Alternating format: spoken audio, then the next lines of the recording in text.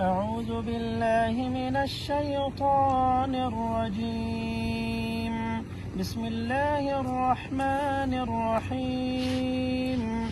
إذا زلزلت الأرض زلزالها وأخرجت الأرض أثقالها وقال الإنسان ما لها يومئذ تحدث أخبارها بأن ربك أوحى لها يومئذ يصدر الناس أشتاتا ليروا أعمالهم فمن يعمل مثقال ذرة خيرا يره ومن